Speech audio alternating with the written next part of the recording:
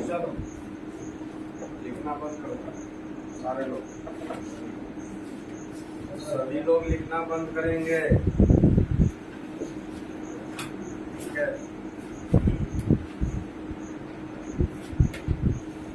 History chapter number 2 कल जहाँ तक पढ़ाई हुई थी उसके बाद की चीजें। ठीक है, तो सारे लोग समझेंगे इसको पहले, उसके बाद अपना जो कुछ भी हो अपने साथी से वो पूरा करेंगे। अभी सारे लोग लिखना बंद करेंगे, एक भी नहीं लिखेंगे। ठीक है, कोई भी हो बंद करेंगे। चलिए समझिएगा इसको, इस चीज को समझिएगा पूरे को। ठीक है, चलिए कल आपको हम पिछले दिन की कक्षा में हम बता दिए थे, आपको क्या बताए थे पिछले दिन की कक्षा में? लाइनें चला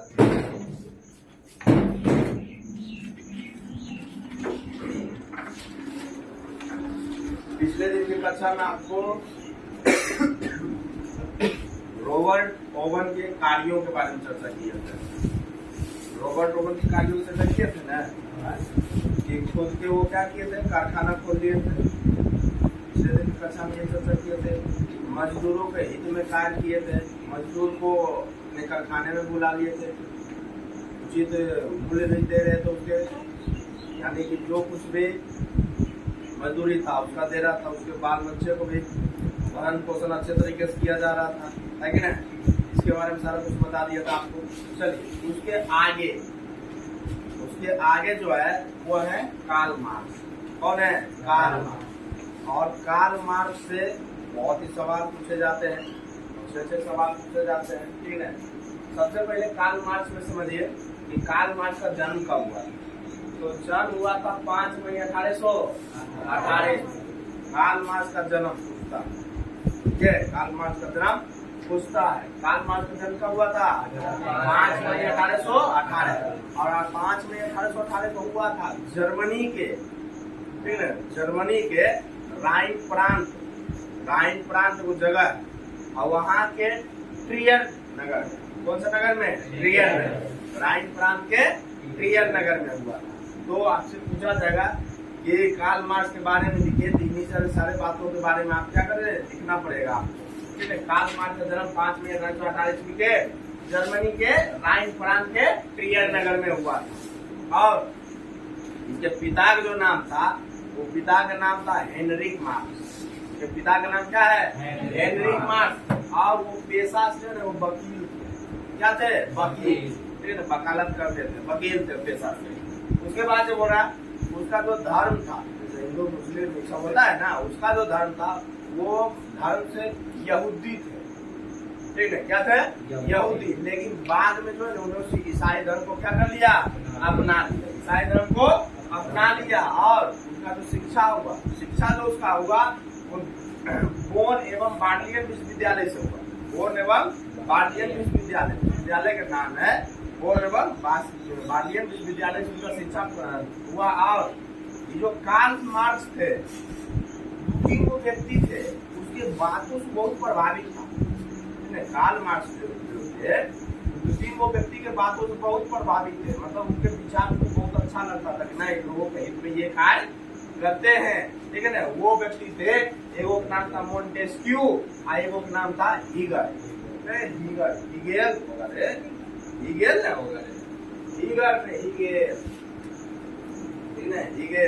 मोंटेस्क्यू और हीगेल के विचारों से क्या थे? बहुत ही प्रभावित थे। नहीं, लोगों के हित में बहुत ही अच्छे कार्य करते हैं, लोगों के लिए कार्य करते हैं।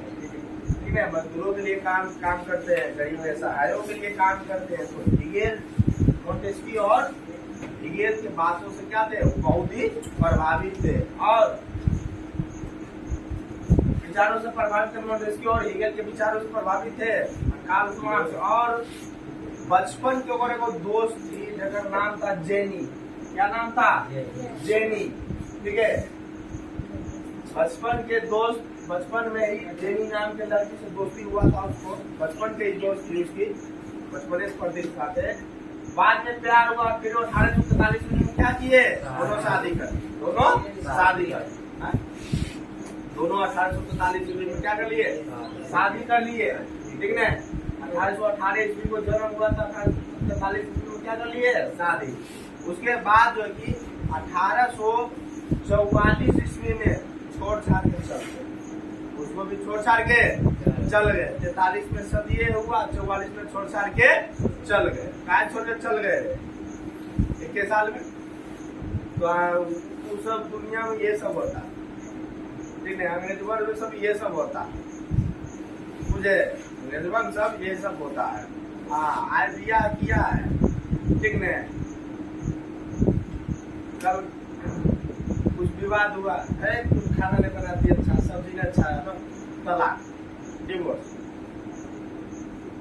वो कह गए तू फटल पैजामा पहनता तो डिवोर्स।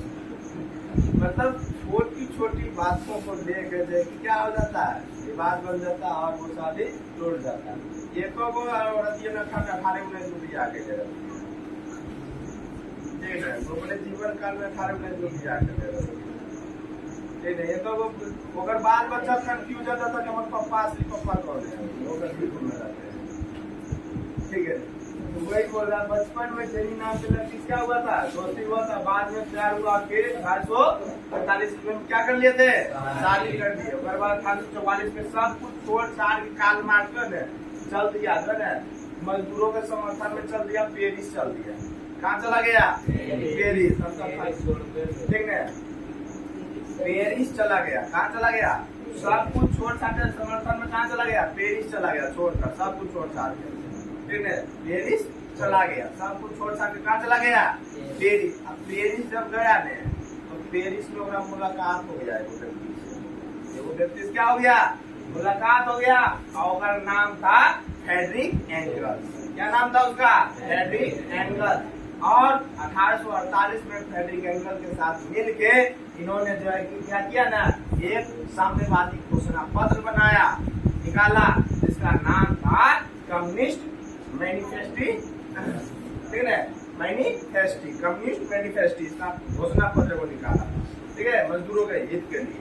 उसके बाद आगे बोल रहा, कार्ल मार्क्स को आधुनिक समाजवाद का जनक भी कहा। आधुनिक जो है समाज, नवीन प्राचीन समाजवाद था, आधुनिक समाज।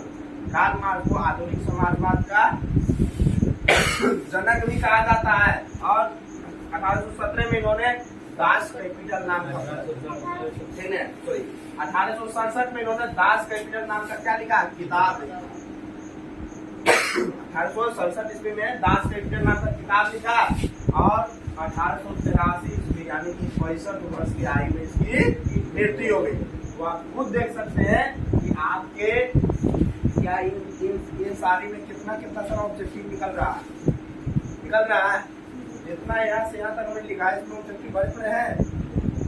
आपसे पूछा जाएगा जन्म कब हुआ था, 5 मई 1818 ईस्वी को। कहाँ हुआ था, जर्मनी के राइन प्रांत के टियर नगर में। बोलो कोई दिक्कत। चलिए आगे बोल रहा, पिता का नाम क्या था, हेनरिक मार्क्स। क्या था, वो पेशा क्या थे, वकील थे, ठीक है। चलिए धर्म, कौन सा धर्म के थे, यहूदी। बाद में उन्होंने कौन सा धर्म अपना लिया, ईसाई धर्म को क्या कर लिए, अपना लिए, ठीक है। कहाँ पढ़ाई किए थे, भारतीय विश्वविद्यालय में। किसके विचार से प्रभावित थे, किसके विचार से प्रभावित थे, मॉन्टेस्क्यू और हिगेल। कार्ल मार्क्स ने किससे शादी किया था, जेनी से। बचपन के दोस्त कौन थी, जेनी से, ठीक है। और कब किया था, 1843 में। और 1844 में क्या किए थे, उन्होंने डिवोर्स दे दिया, सब कुछ छोड़ छाड़ के कहाँ चल दिए, पेरिस चल गए। क्यों चल गए, मजदूरों के समर्थन, क्योंकि मजदूरों पर क्या हो रहा था, अत्याचार हो रहा था। चला गया कहाँ, पेरिस। पेरिस में इनका मुलाकात किससे हो गया था, फ्रेडरिक एंगल्स से, फ्रेडरिक एंगल्स से, ठीक है ना। आगे बोल रहा, 1848 में कौन सा घोषणा पत्र निकाला, कम्युनिस्ट फ्रेडरिक निकाला, घोषणा पत्र निकाला। और कम्युनिस्ट मैनिफेस्टी घोषणा पत्र कब निकाला था, 1848 ईस्वी में, ठीक है। आगे बोल रहा है, कार्ल मार्क्स को आधुनिक समाजवाद का जनक कहा जाता है। आधुनिक समाजवाद का जनक किसको कहा जाता है, कार्ल मार्क्स। आधुनिक समाजवाद का जनक कार्ल मार्क्स को कहा जाता है। और इन्होंने एक पुस्तक लिखे थे जिसका नाम था दास कैपिटल। वो पुस्तक कब लिखे थे? 1867 ईस्वी में। ठीक है, 1867 ईस्वी में दास कैपिटल। दास कैपिटल मजदूरों के इसमें लिखा गया था, यानी दास कैपिटल। दास मजदूर छोटे छोटे वर्गों को दास कहा गया था, कैपिटल मजदूरों की राजधानी। ठीक है, और 1843 ईस्वी में क्या हो गए? इनके मृत्यु हो गई। तो इतना सारा इसमें क्या निकलता है आपका? इतना सारा, और पूछा जाता है परीक्षा में, पूछा जाता है। ठीक है, चलिए आगे कह रहा कार्ल मार्क्स का सिद्धांत। कार्ल मार्क्स का सिद्धांत, कार्ल मार्क्स ने 4-5 सिद्धांत दिया। पहला जो सिद्धांत है वो है द्वैतवाद भौतिकवाद का सिद्धांत। दूसरा है वर्ग संघर्ष का सिद्धांत। तीसरा है इतिहास की भौतिकवाद का सिद्धांत। चौथा है मूल एवं अतिरिक्त मूल सिद्धांत। पांचवा है राज्यविहीन वर्गहीन समाज की स्थापना। मतलब ये सारा सिद्धांत, ये सारा कार्य होना चाहिए, बिल्कुल होना चाहिए। ठीक है, चलिए आगे कह रहा है आपका, आगे कह रहा कार्ल मार्क्स के इतिहास। कार्ल मार्क्स ने इतिहास को 5 वर्गों में रखा। कार्ल मार्क्स जो है इतिहास को कितने वर्गों में रखा? 5 वर्गों में रखा। और कार्ल मार्क्स इतिहास को 5 वर्गों में रखा, साथ ही साथ कहियो दिया 5 वर्ग में हम रख दिए, वो 8 वर्ग आएगा। ठीक है, एक और वर्ग आएगा, वो मजदूर लाएगा। इतिहास को कितने वर्गों में रखा कार्ल मार्क्स ने? 5 वर्गों में रखा। रखते हुए साथ ही साथ यो बात कर दिए कि और वर्ग आएगा जो जिसको जो मजदूर लाएगा। ठीक है, अब कार्ल मार्क्स इतिहास को 5 वर्गों में बांटा गया। पहला था आदिम साम्यवादी युग। कौन सा? आदिम साम्यवादी युग। उसके बाद दासता युग, सामंती युग, पूंजीवादी युग और समाजवादी युग।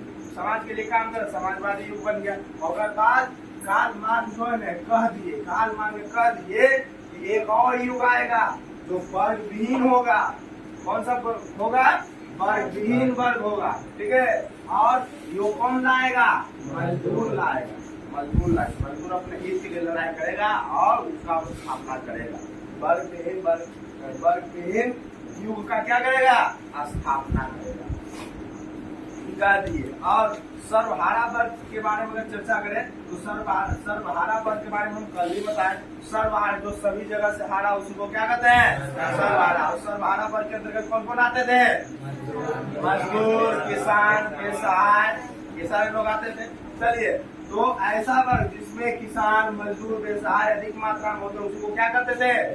सर्वहारा वर्ग। और कार्ल मार्क्स के अनुसार कहा जाता है इस वर्ग में ज्यादा किसान और मजदूर थे। इस वर्ग में ज्यादा किसान और कौन थे?